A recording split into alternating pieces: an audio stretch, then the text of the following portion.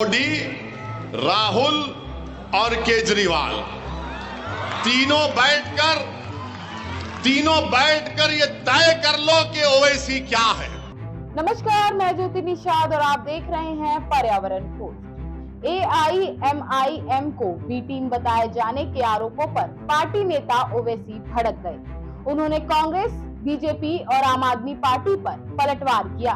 ओवैसी ने कहा कि वे साबरमती रिवर फ्रंट पर पीएम मोदी, कांग्रेस नेता राहुल गांधी और दिल्ली के सीएम केजरीवाल को बुलाएंगे और पूछेंगे कि आखिर वो किसकी टीम में है। बयान में ओवैसी ने कहा, मैं रिवर फ्रंट पर एक टेबल लगाता हूँ, ढोकला और चाय रखता हूँ, पीएम मोदी को बैठाता हूँ और पैदल पैदल चल रहे कांग्रेस नेता राहुल गांधी और दिल्ली के सीएम अरविंद केजरीवाल को भी बुला लेता हूँ और पूछता हूँ कि तीनों बैठकर फैसला कर लो, मैं क्या हूँ तुम्हारा, मैं कौन सी टीम का हूँ। मैं बीजेपी, कांग्रेस और आपसे एक बात कहना चाह रहा हूं कि तुम लोग किसी एक जगह पर अहमदाबाद में बैठ जाओ। मोदी, राहुल और केजरीवाल तीनों बैठकर ये तय कर लो कि ओवैसी क्या है। तीनों बैठकर तय कर लो। अगर तुमको चाय पीना चाह रहे, बिस्किट खिलाना जिनको है मंजूर, तो मैं साबर भाई को बोलूंगा कि जरा चाय बिस्किट का इंतजाम कर दो। मगर तीनों एक बार बैठकर तय कर लो कि मैं क्या हूं।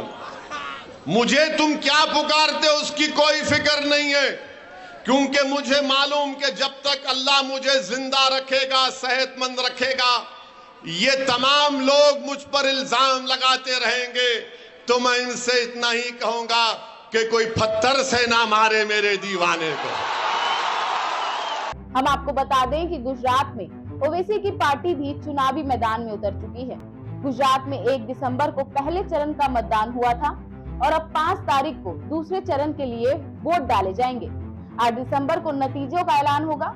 गौरतलब है कि तमाम राजनीतिक पार्टियां ओवैसी की पार्टी AIMIM को एक दूसरे की बी टीम बताती हैं। इसको लेकर ओवैसी का गुस्सा फूट पड़ा है। बीते दिन ओवैसी ने गृह मंत्री अमित शाह के इस बयान पर निशाना साधा था कि बीजेपी ने 2002 में गुजरात में दंगइयों को सबक सिखाया। ओवैसी ने कहा था, शाह सत्ता के नशे में। ओवैसी ने ट्वीट में कहा, सत्ता के नशे में चूर। भारत के गृह मंत्री ने कहा कि हमने 2002 में सबक सिखाया।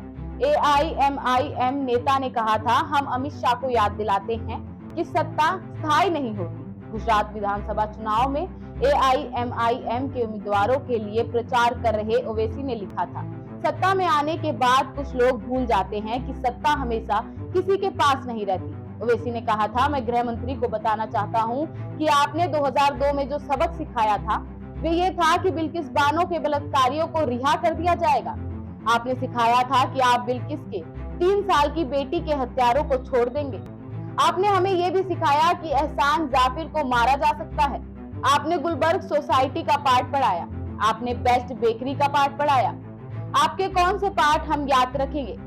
फिलहाल के लिए बस इतना ही। ऐसे ही खबरों के लिए देखते रहे पर्यावरण पोस्ट। मोदी, राहुल और केजरीवाल